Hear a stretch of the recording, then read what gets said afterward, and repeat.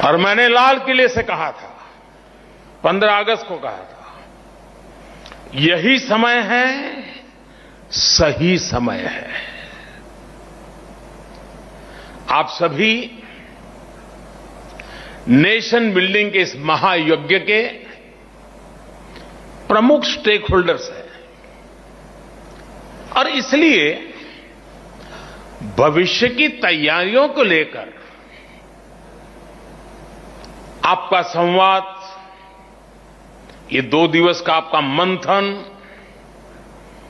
आपने मिल बैठ करके जो एक रोड मैप सोचा होगा, आपने जो निर्णय किए होंगे, मैं समझता हूं सारी बातें अपने आप में बहुत महत्वपूर्ण है। साथियों, सरकार ने बीते 6-7 वर्षों में बैंकिंग सेक्टर में जो रिफॉर्म्स किए,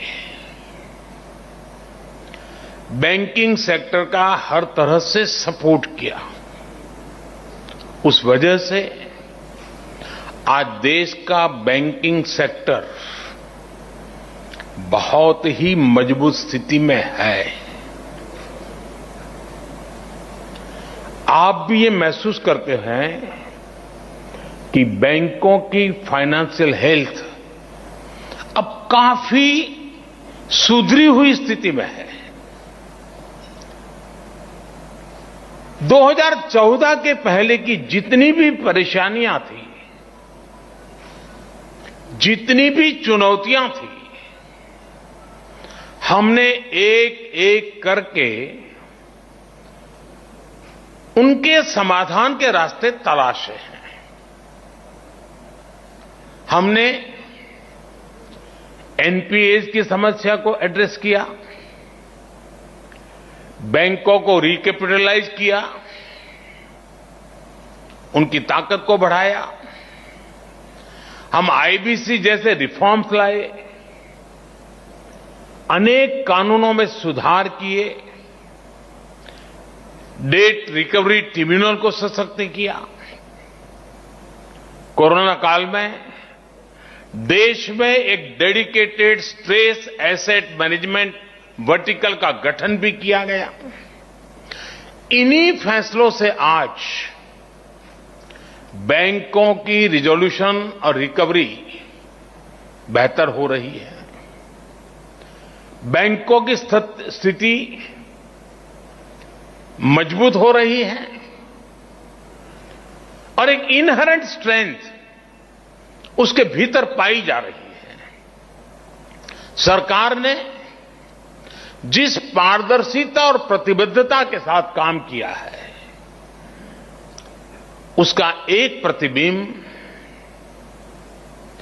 बैंकों को वापस मिली राशि भी है। हमारे देश में जब बैंकों से कोई उठा के भाग जाता है तो चर्चा बहुत होती है, लेकिन कोई दम वाली सरकार वापस लाती है तो इस देश में कोई चर्चा नहीं करता है।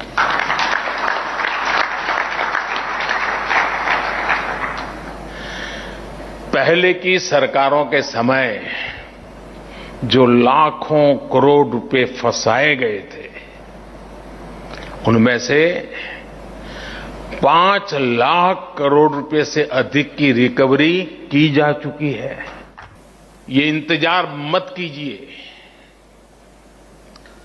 आपके कस्टमर की, कंपनी की, एमएसएमईज की जरूरतों को एनालाइज करके उनके पास जाना होगा, उनके लिए कस्टमाइज सॉल्यूशन देने होंगे। जैसे मैं उदाहरण देता हूं कि उत्तर प्रदेश के बुंदेलखंड इलाके में और तमिलनाडु में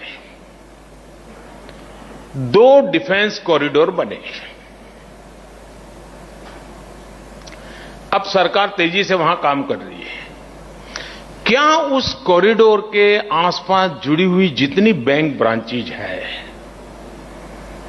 क्या कभी उनको आपने बुलाया, उनसे मीटिंग की कि भाई डिफेंस कॉरिडोर बन रहा है, मतलब एक पूरा डिफेंस का नया सेक्टर यहां आ रहा है, बैंक प्रोएक्टिवली क्या कर सकती है।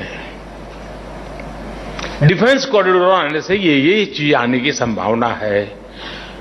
कौन कौन कैप्टन्स हैं जो इसमें आएंगे, कौन छोटे चेन होंगे, एमएसएमईज होंगे जो इसकी सपोर्ट सिस्टम में आएंगे। इसके लिए हमारा बैंक का अप्रोच क्या होगा, प्रोएक्टिव अप्रोच क्या होगा, हमारी अलग अलग बैंकों के बीच में कंपटीशन कैसे होगी, द बेस्ट सर्विसेज कौन देता है। तब तो जाकर के भारत सरकार ने जिस डिफेंस कॉरिडोर की कल्पना की है उसको धरती पर उतारने में विलंब नहीं लगेगा। लेकिन ठीक है भाई, सरकार ने डिफेंस कॉरिडोर बनाया है, लेकिन मेरा तो उसी पर ध्यान है।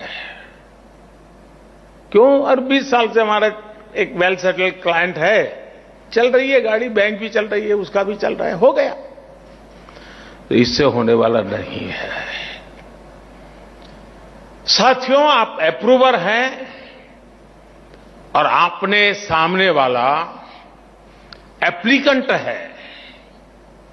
आप दाता है और सामने वाला याचक। इस भावना को छोड़कर अब बैंकों को पार्टनरशिप का मॉडल अपनाना होगा। नमस्कार, मैं हूं मानक गुप्ता। अगर आपको हमारा ये वीडियो पसंद आया हो तो इसे लाइक और शेयर जरूर करें, और हां, हमें सब्सक्राइब और फॉलो करना ना भूलें ताकि आप देश और दुनिया की कोई खबर मिस ना करें।